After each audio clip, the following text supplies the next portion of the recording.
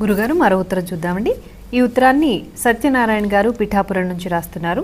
శివుడి ఆజ్ఞ లేనిదే చీమైనా కుట్టదు అంటారు.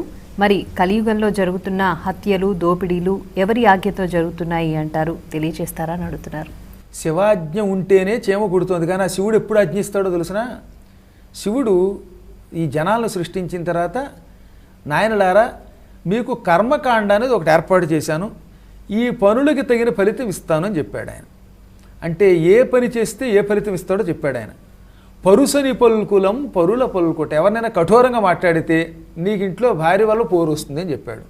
కాబట్టి నువ్వేం చేయాలన్నమాట, ఎవరిని పరుషంగా తిట్టకూడదు. బయట ఇష్టం వచ్చినట్టు అందరినీ దులిపేసి వస్తే ఇంతమందిని తిట్టిన ఈ పాపం భార్యలో ప్రవేశించి భార్యని శివుడు ప్రేరేపిస్తాడు. దౌర్భాగ్యుడా, నేను నీకేం చెప్పానురా, బయట ఎవరిని తిట్టద్దనానా, అందరినీ నోటుకు వచ్చినట్టు తిట్టావు కదా, ఇప్పుడు చూసుకో అని శివుడు ఏం చేస్తాడనమాట, భార్యను ఆజ్ఞాపిస్తాడు. దాంతో ఈయన ఇంటికి రాగానే భార్యమణ ఆ పడంగా నోటుకు వచ్చినట్టు తిడుతుంది, అప్పడాల కరతో నెత్తి మీద కొడుతుంది, ఆ తల కాస్త బొప్పడం అయిపోతుంది. ఈ విధంగా శివుడు ఆజ్ఞాపిస్తాడు రహస్యం. కానీ ఈశ్వరుడు నిష్కామంగా మనం చేసే పనులకు తగిన ఫలితం మాత్రం ఇవ్వడు. అందుకే మనం పని చేస్తేనే ఆ పనికి తగిన ఫలితం ఇస్తాడు ఆయన. కర్మములకు తగు ఫలములు కర్ములకు నిడంగ కర్తగాని సదా నిష్కర్ముడగు ఈశ్వరుడును కర్మవిహీనునికి రాజుకాడు నరేంద్ర. భాగవతంలో పోతన గారు అద్భుతంగా రాశాడు ఈ పద్యం. ఎవడైనా పని చేస్తే పనికి తగిన ఫలితం ఇస్తాడు పరమాత్మ, అప్పుడే కర్త అవుతాడు. కానీ మనం ఏమీ చేయకపోతే ఆయన ఆజ్ఞాపించడు, ఆయన మనకి ఏ ఫలితం ఇవ్వడు.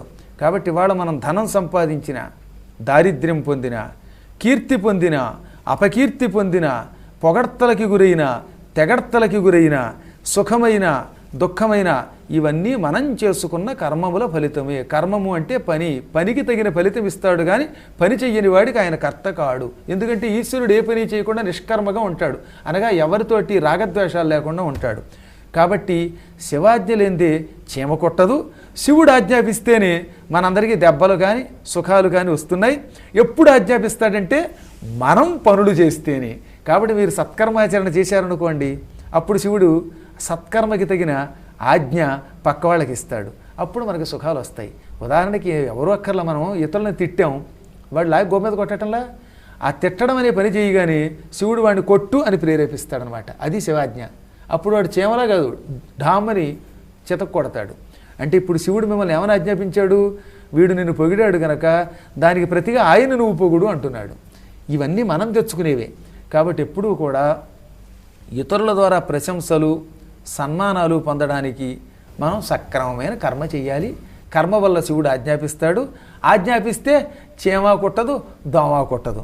మనం సత్కర్మాచరణ చేయకపోతే చీమ కూడా పావై కాటేస్తుంది. అంతా మన కర్మలో ఉంది.